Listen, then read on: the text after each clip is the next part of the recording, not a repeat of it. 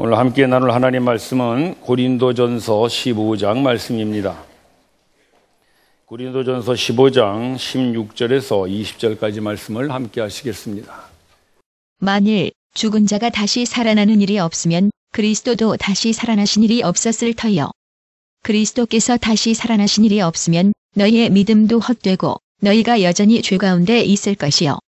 또한 그리스도 안에서 잠자는 자도 망하였으리니 만일 그리스도 안에서 우리가 바라는 것이 다만 이 세상의 삶뿐이면 모든 사람 가운데 우리가 더욱 불쌍한 자이리라. 그러나 이제 그리스도께서 죽은 자 가운데서 다시 살아나사 잠자는 자들의 첫 열매가 되셨도다. 아멘. 오늘은 예수님의 부활을 기념하고 찬양하는 부활절 아침입니다. 그러나 아직도 세상에는 예수님의 부활을 믿지 못하는 사람들이 많습니다. 따라서 우리는 그들에게 부활의 증거를 분명하게 답변해 줄 수 있어야 할 줄로 믿습니다. 성경에는 예수님의 부활의 증거를 외적인 증거로 세 가지를 꼽을 수가 있습니다. 첫째는 빈 무덤입니다.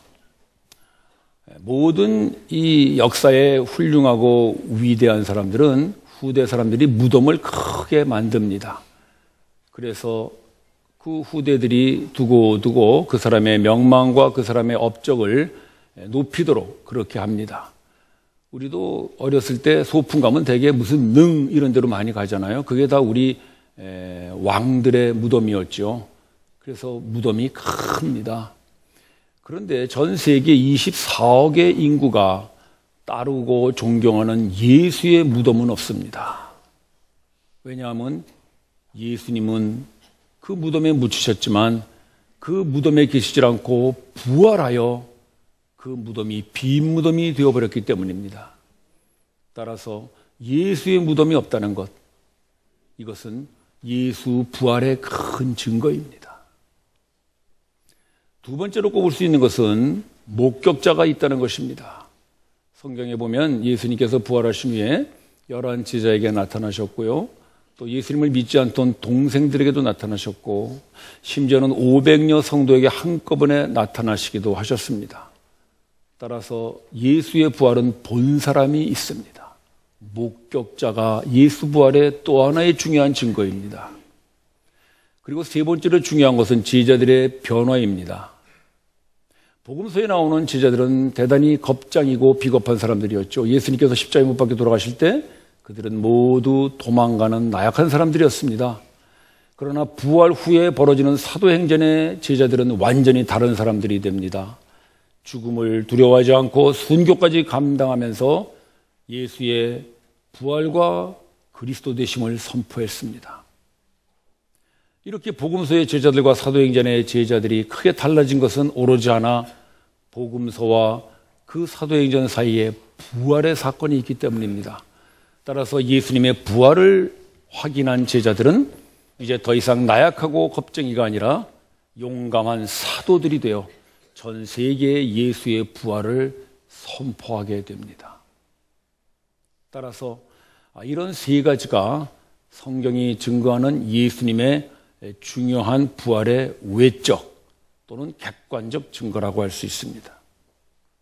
그러나 저는 오늘 이런 객관적이고 외적인 증거보다 더 중요한 개인적이고 내적인 증거를 여러분들에게 소개하고자 합니다. 우리 17절 말씀을 한번 보실까요? 그리스도께서 죽은 자 가운데서 산 것이 없으면 너희의 믿음도 헛되고 너희는 여전히 죄 가운데 있으리라. 바울 사도의 역설적 이야기죠. 바꿔 말하면 무슨 말입니까? 예수님께서 부활하셨기 때문에 우리의 믿음은 헛것이 아니라 참되다 이것입니다.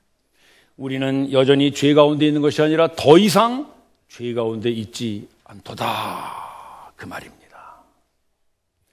따라서 예수 부활의 증거는 바로 우리의 믿음에 있습니다. 여러분, 믿음이란 무엇입니까? 예수님을 믿는 게 믿음이잖아요.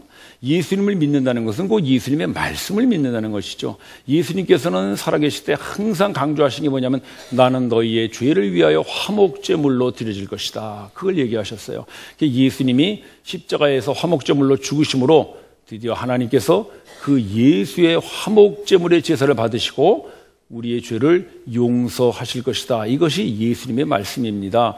그래서 우리는 그 예수님의 말씀을 믿는 것이죠. 그게 믿음이거든요. 근데 그 믿음이 헛것이 아니라 참되다는 것을 어떻게 증명하느냐 이것입니다. 왜냐하면 예수는 죽어버렸잖아요. 죽어버렸는데 그 죽은 사람의 말이 진짜인지 정말 예수가 죽었다는 것으로 하나님께서 우리의 죄를 용서하신 것인지 알 수가 없습니다. 따라서 우리가 예수의 말씀을 믿는 그 믿음이 헛것이 아니라 참되다는 그 증거를 우리는 어디서 찾아야 하는 것인가? 구약의 제사법에 보면 이 대제사장이 1년에 한 번씩 지성소 안에 들어가는 속죄일이 있습니다. 그래서 지성소 안에 하나님의 임재를 나타내는 언약궤가 있는데 아무나 들어갈 수 없었죠. 대제사장이 그 속죄일에 이 제물의 피를 들고 지성소 안으로 들어갑니다. 그래서 하나님께서 그 대제사장의 제사를 받으시면 백성의 죄를 용서하는 것이죠. 그러면 대제사장이 살아나옵니다. 그러나 만약에 그 해에 하나님께서 그 백성의 죄를 용서하지 않으면 그 제사장의 제사를 받지 않고 대제사장에게 형벌을 내립니다. 죽고 맙니다. 지성소 안에서 그냥 죽어요. 근데 이제 밖에 백성들이 이 사람이 죽었는지 안 죽었는지 모르지. 지성소 앞에 그 가려지는 휘장 사이에 휘장으로 들어가 있으니까. 그래서 이 대제사장의 발목에 방울을 달아서 보냅니다. 딸랑딸랑 소리가 나면 아, 대제사장이 살아있구나 이걸 느끼는데 아무런 인기척이 없고 방울 소리도 안 나면 죽었나 하고서는 그 바깥에 있는 제사장들이 그 대제사장 발목에 묶여있는 줄을 이렇게 살 당깁니다. 그러면 죽은 시체가 되어 끌려 나옵니다. 그럼 백성들이 막 통곡을 합니다. 왜 통곡하냐 하면 아우 대제사장이 죽었네 슬프네 그래서 통곡하는 것이 아니라 이제 대제사장의 제사를 하나님 받지 않으시고 그를 심판하셨으니 우리의 죄가 용서되지 않았구나. 백성의 죄가 용서되지 않으면요 하나님은 무서운 형벌을 내리십니다. 그래서 이방 민족을 일으켜서 전쟁을 일으키고 많은 백성들을 포로로 끌고 갑니다. 아주 비참해지는 것이죠. 그게 이스라엘의 역사거든요. 그걸 아는 이스라엘 백성들은 통곡하고 가슴을 치면서 우리가 용서받지 못했구나. 그리고 웁니다. 그러나 이 대제사장이 지성소에서 살아나오면 백성들이 할렐루야 막 외치고 환호합니다. 왜냐하면 대제사장이 살아나온 게 기쁜 것이 아니라 하나님이 그 제사를 받으시고 우리의 죄를 용서하셨구나 그것입니다. 하나님이 백성의 죄를 용서하셨으면 전쟁도 없고요 심판도 없고 그때부터는 평안과 행복과 그런 아주 축복의 삶을 살게 됩니다. 그러니까 즐거워서 할렐루야 하고 기뻐하는 것입니다. 이 구약의 그림이 바로 예수 그리스도의 부활을 보여주는 겁니다. 예수님은 우리의 대제사장으로서 자기 자신을 화목제물로 십자가에 드려 그 십자가의 보혈을 들고 하나님 앞에 나아갑니다. 그때 하나님께서 그 예수 그리스도의 보혈을 우리를 용서하시는 죄의 삭스로 받으시면 우리는 용서받습니다. 그 증거가 뭐냐면 예수가 다시 살아나는 것입니다. 마치 그 대제사장이 지성소의 휘장을 열고 나오는 것 같이 예수님은 그 무덤을 깨뜨리시고 죽음을 깨뜨리시고 부활하심으로 드디어 하나님께서 그 화목제물의 제사를 받으시고 우리를 용서하셨다라는 증거입니다. 따라서 우리가 예수님의 말씀을 믿고 예수님이 우리가 화목제물로 죽었구나 하는 그 십자가의 능력을 믿을 수 있는 것은 부활 때문입니다.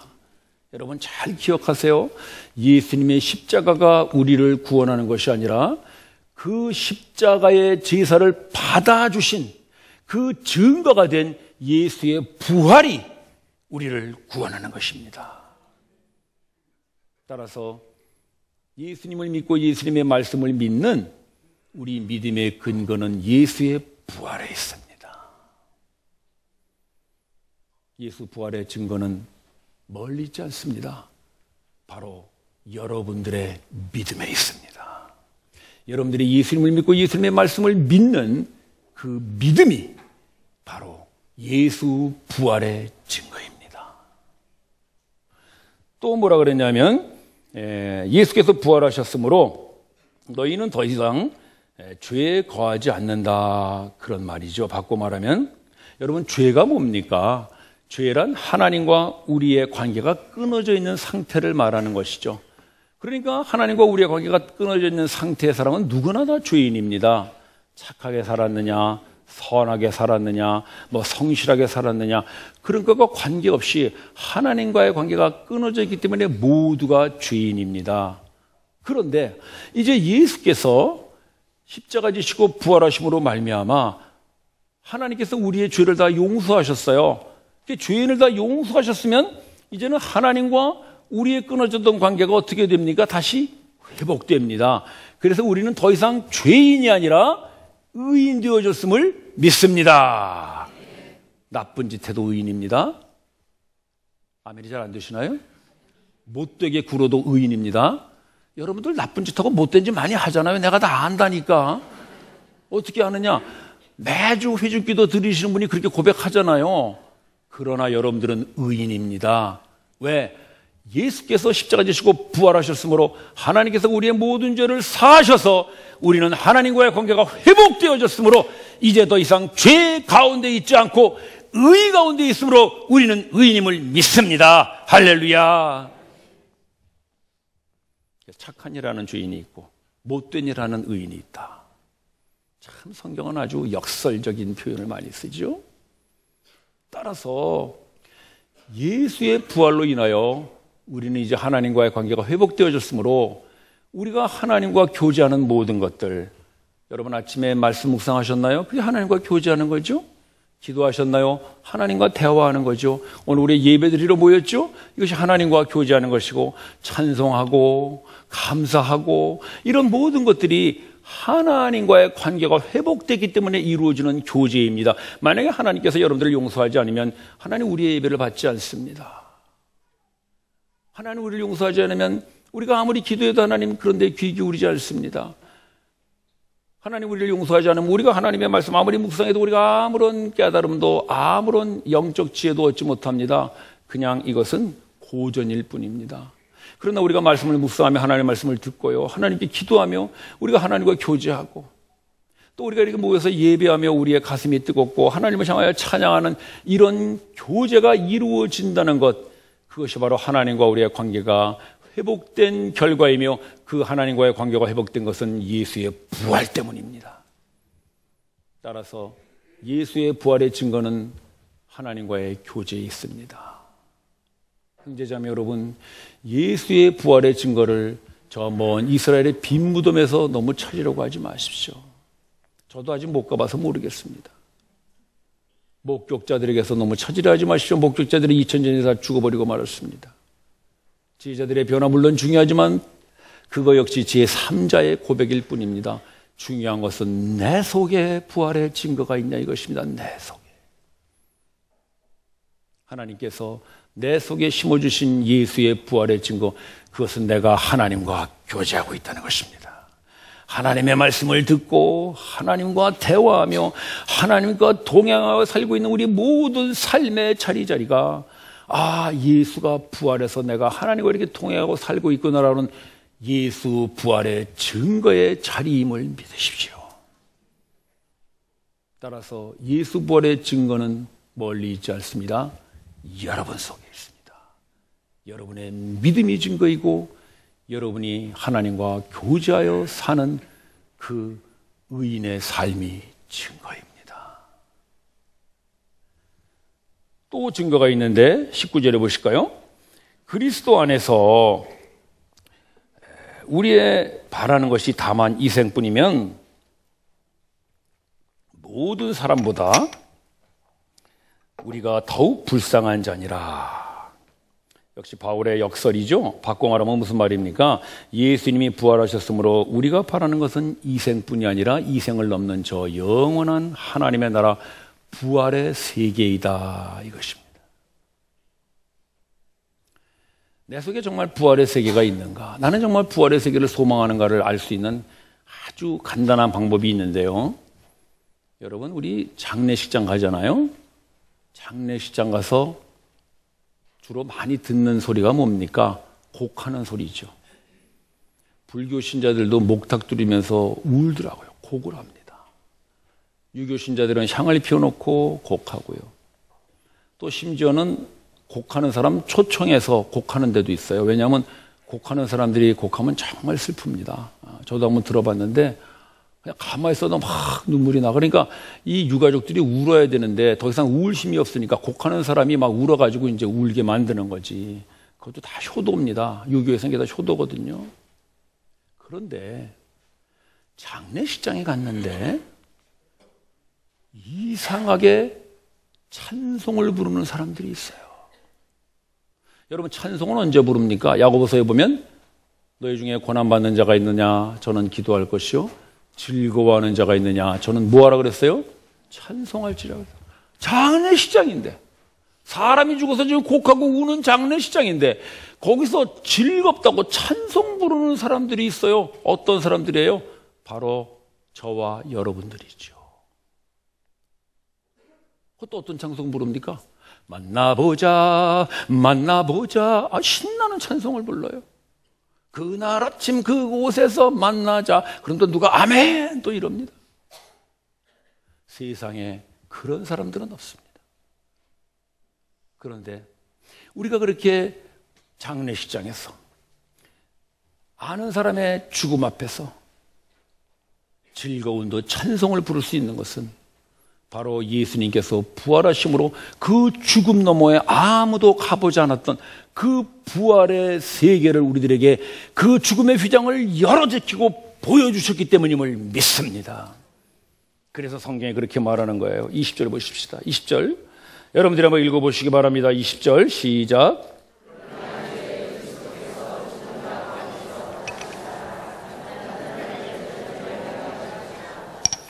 예수님께서 부활하신 것은 그분 혼자 부활하신 것이 아니라 잠자는 자들, 즉 죽은 자들을 말하는 거죠. 모든 죽은 자들의 첫 열매가 되기 위해서입니다. 그럼 첫 열매가 있다면 무엇도 있을까요? 둘째 열매도 있겠죠. 바로 그리스도 안에서 죽은 사람들 또는 그리스도 안에서 죽을 사람들, 우리 모두의 첫 열매가 예수님의 부활이십니다. 따라서 예수님의 부활은 우리의 부활에 대한 약속임을 믿으십시오. 따라서 우리 성도는 그 약속을 믿기 때문에 비록 장례식장에서 슬프고 가슴 아픈 자리지만은 그 부활의 세계를 소망하고 우리는 찬송을 부릅니다. 영광일세, 영광일세, 내가 누릴 영광일세. 사람 죽었는데 영광이래요. 안 믿는 사람 집에 가서 그러면 뺨 맞을 소리지. 그러나 우리는 부활의 세계, 부활의 소망을 갖고 있으므로 장례식장에서 즐거워하며 찬송 부르는 사람들입니다. 그것이 바로 예수가 부활했기 때문입니다. 따라서 우리가 죽음 앞에서 두려워하지 않고 즐거워하는 것, 기뻐하는 것, 소망하는 것, 그것이 바로 예수 부활의 증거인 줄을 믿으십시오. 이 증거는 바로 여러분들의 죽음의 자리에서도 드러날 것입니다. 죽는 순간 살려달라고 애걸복걸하고 하나님을 원망하고 몇 년만 더 살아야 될 텐데 이렇게 하소연하는 것이 아니라 이제 내가 그렇게 바라던 부활의 세계, 예수님께서 부활하시어 나에게 천년배를 줘서 이제 네가 둘째 열매로 이 부활의 세계에 들어올 것이라고 약속하신 그 영원한 부활의 세계, 더 이상 눈물도 없고 아픔도 없고 사망도 없고 곡하는 것이나 애통하는 것이 없는, 더 이상의 이별이 없는 그 영원한 부활의 세계, 그 부활의 세계에 들어가는 우리 성도들은 마지막 죽음의 자리가 예수님 부활의 증거의 자리가 될 줄로 믿습니다. 형제자매 여러분, 우리 아이들에게 그렇게 남겨주고 가시길 바랍니다. 나를 위하여 울지 마라. 나는 부활의 세계에 들어간다. 나를 위하여 박수를 쳐라. 무엇이 우리로 하여금 죽음 순간에 즐거워하고 축하받는 박수를 치라고 하겠습니까? 예수가 부활했기 때문입니다. 예수가 부활했으므로 그가 우리 부활의 첫 열매가 되었으므로 우리 또한 그 부활의 열매가 될 것을 믿기 때문에 우리는 그 죽음의 자리가 바로 예수 부활의 증거의 자리가 될 줄로 믿습니다.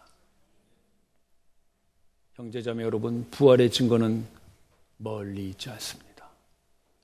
바로 우리가 찾아가서 위로하는 그 장례식 자리, 죽음의 자리, 그리고 우리 죽음의 그 현장이 예수 부활의 증거가 될 줄로 믿으십시오.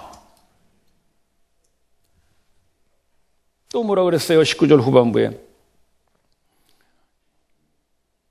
예수께서 부활하지 않았다면 모든 사람마다 우리가 더욱 불쌍한 자니라. 그 말은 바꿔 말하면 예수가 부활했기 때문에 우리는 이제 더 이상 이 세상에서 불쌍한 자가 아니라 영광스러운 자고 자랑스러운 자고 감사한 자다. 그거를 바울 사도가 바꾸어 말하는 것이죠.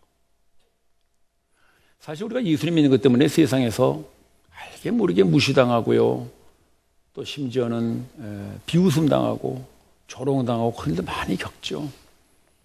그러나 여러분, 그때마다 이 말씀을 기억하시기 바랍니다.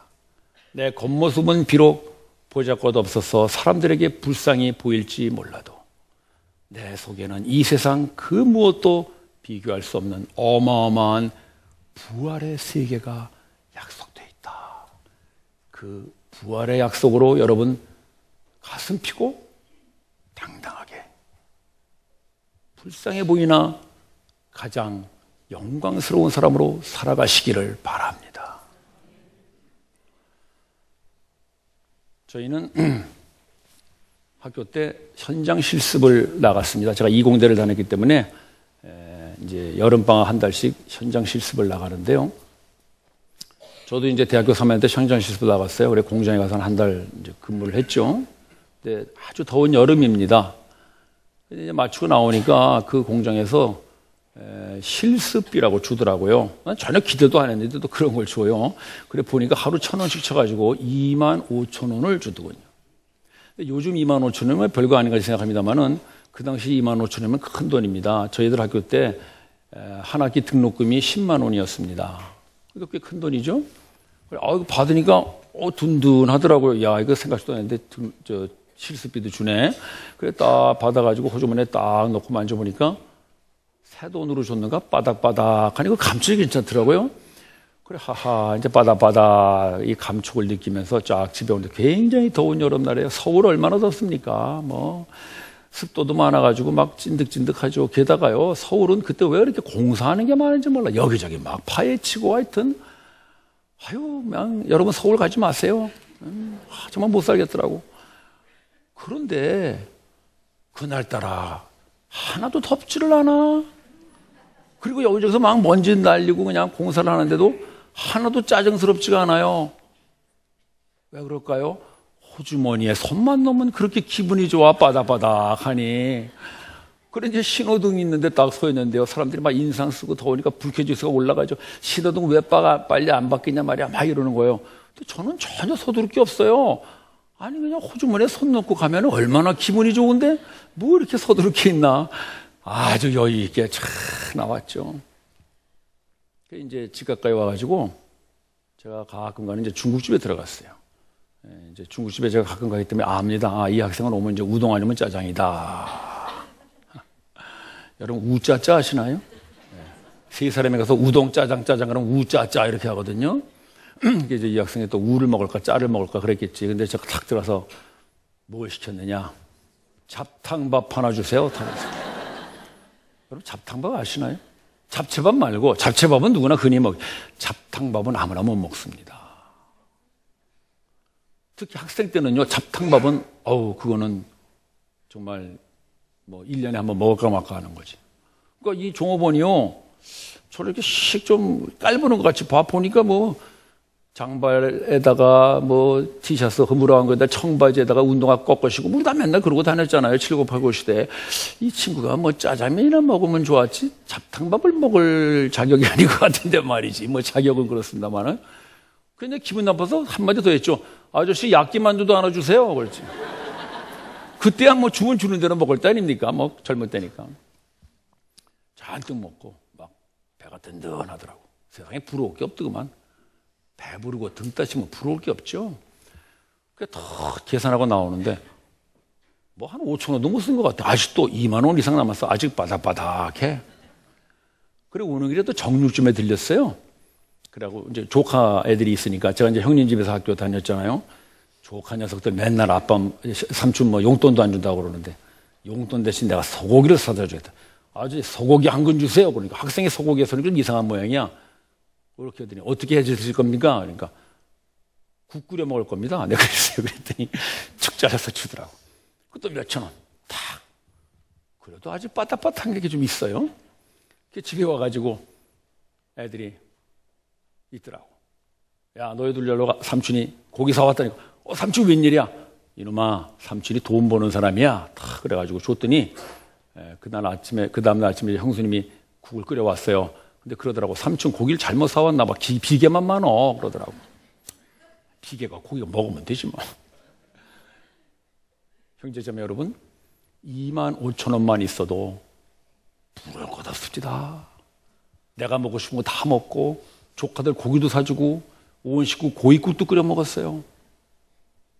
그러나 우리는 2만 5천 원보다 비교할 수 없이 더 비싸고 더 귀한 부활의 세계가 우리 속에 있음을 믿습니다. 왜? 예수님이 부활하셨기 때문에. 예수님이 부활하셔서 그 부활의 세계를 우리들에게 보여주시고 이건 너희를 위하여 준비한 세계다라고 말씀하셨기 때문에 그 예수님이 우리의 부활의 첫 열매 주셨으므로 우리 또한 그 부활의 세계를 소유하고 있음을 믿습니다. 따라서 여러분, 우리가 비록 세상에서는 불쌍해 보이고 뭐 별로 가진 것 없어 보일지라도 우리 속에는 그 바닥바닥한 2만 5천 원보다 더 크고 귀한 부활의 세계가 있음을 매일매일 확인하시기를 바랍니다. 그래서 그 부활의 세계로 여러분 하고 싶은 일 하시고 나누고 싶은 건 나누고 그리고 풍족하게 사시기를 바랍니다. 그게 바울 사도가 그 얘기한 거예요. 우리가 세상에서는 무명한 자 같으나 유명하고 죽은 자 같으나 산 자이며 근심하는 자 같으나 기뻐하는 자이고 우리에게 아무것도 없는 것 같으나 모든 것을 가진 자이고 우리가 가난한 자 같으나 모든 자들을 부욕해 하는 자로다. 왜? 우리 속에 부활의 세계가 있기 때문입니다. 우리 속에 부활의 약속이 있기 때문입니다. 우리 속에 부활의 생명이 있기 때문에 우리는 그렇게 살 수 있습니다. 세상에서는 불쌍한 자같이 보일지라도 아무도 막을 수 없는 그 부활의 세계의 영광과 감사와 자랑으로 살아갈 수 있는 사람들, 바로 여러분들이 예수 부활의 증거가 아니고 무엇이겠습니까? 따라서 우리는 부활의 증거를 멀리서 찾을 필요 없습니다. 매일 아침 하나님의 말씀을 묵상하고 기도하는 그 교제가 예수가 부활했기 때문에 내가 하나님과 이렇게 교제하고 있구나, 부활의 증거로 감사하시기를 바랍니다. 우리가 죽음 앞에서도 즐거워하고 기뻐하며 찬송을 부르는 그것이 나에게 부활의 약속이 있기 때문이구나 하고 예수 부활의 증거가 내 속에 있음을 확인하시기를 바랍니다. 그리고 우리가 이 세상에서 어려운 일을 만나고 힘든 일을 만나서 세상 사람들은 우리 보고 예수 믿는 자들이 저 모양이구만 하고 비록 우리를 비웃고 불쌍하게 여긴다 할지라도 우리 속에는 아무도 건드릴 수 없는 그 부활의 영광, 부활의 생명, 부활의 약속이 있으므로 가슴 펴고 당당하게 하고 싶은 일 하고 나누고 싶은 건 나누며 살아가는 그 우리 신앙의 삶이 바로 예수 부활의 증거임을 믿고 선포하는 우리 모두가 되기를 바랍니다. 오늘은 부활절입니다. 예수님 부활하셨습니다. 그러나 많은 사람들이 아직 예수의 부활을 믿지 못합니다. 그러면서 여러분들의 가족, 여러분들의 친구, 여러분들의 이웃들이 혹시 여러분들에게 부활의 증거를 내보이라고 할지 모르겠습니다. 그때 여러분 우물쭈물하지 마시고 담대하게 이렇게 말하시기 바랍니다. 내가 하나님과 교제하며 살아가는 이 신앙이 바로 부활 때문에 온 결과입니다. 내가 부활의 증거입니다. 기도드립시다. 형제 자매 여러분, 예수님은 부활하셨습니다. 그러나 많은 사람들은 부활의 증거를 자꾸 외적인 것을 찾으려고 합니다. 과학적으로 찾으려 하고 역사적으로 찾으려 하고 여러 가지 것들로 찾으려고 하지만 오늘 그 증거를 우리 속에서 발견합시다. 우리의 믿음이 부활의 증거이고 하나님과의 교제가 부활의 증거입니다. 죽음 앞에서 즐거워할 수 있는 것이 부활의 증거이고 이 세상에서 비록 내놓을 것 없고 가진 것 없어도 우리가 영광과 감사로 당당하게 살아갈 수 있는 것이 부활의 증거입니다. 주님, 나에게 이 예수의 부활의 증거를 주셨으니 이 증거로 내가 살아가며 증인 되게 하여 주시옵소서. 우리 합심하여 기도합시다.